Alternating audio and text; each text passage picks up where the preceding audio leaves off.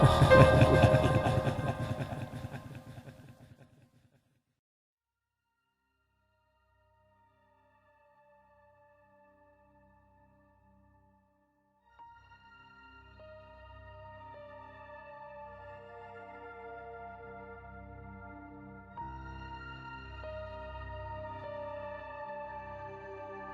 the winter of 1959, 9 university students died mysteriously while hiking in the Ural Mountains, located in the former Soviet Union.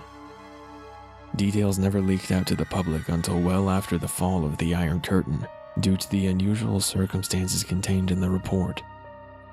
The bodies of the hikers were found not far from their camp, which had been nearly destroyed.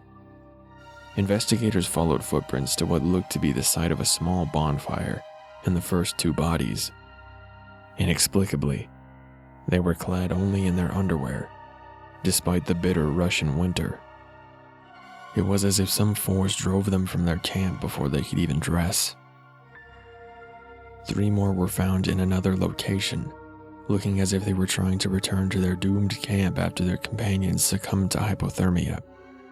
None of the bodies were dressed for winter, some without even shoes, and others with only strips of cloth on their feet torn from the clothing of the already dead.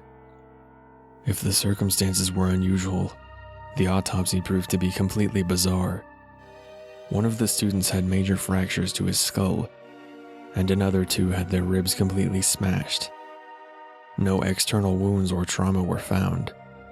Medical experts compared the injuries to a high-speed car crash, stating it would be impossible for another human being to create injuries of their type without an external wound. Another camper, a young woman, had her tongue missing.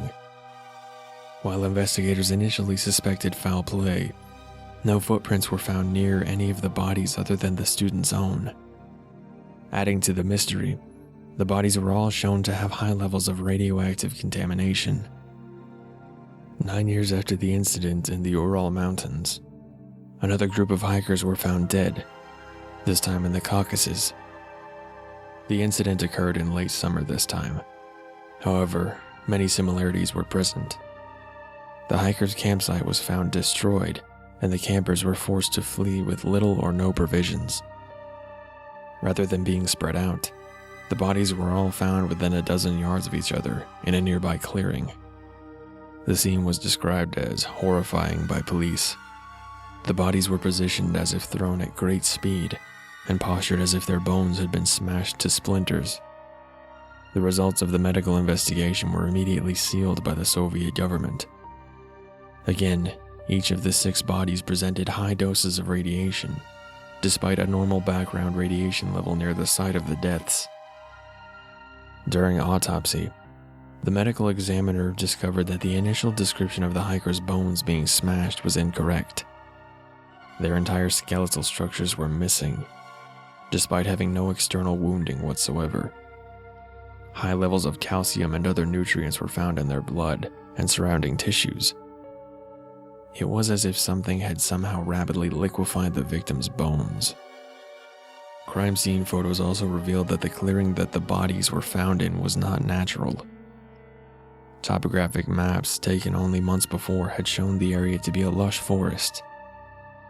Entire trees were smashed to splinters in a path more than 20 meters wide and over a 200-meter area. Despite the Soviet crackdown on all information, it eventually leaked out, as all such information does. Leading occult experts have gathered all available facts and come to a single, terrifying conclusion. No man or man-made device could have acted with such deliberate force or in the ways uncovered. Of all research available, only one entity could have been responsible. Something that was not meant for our Earth. Something that struck fear into the heart of a certain insane Arab.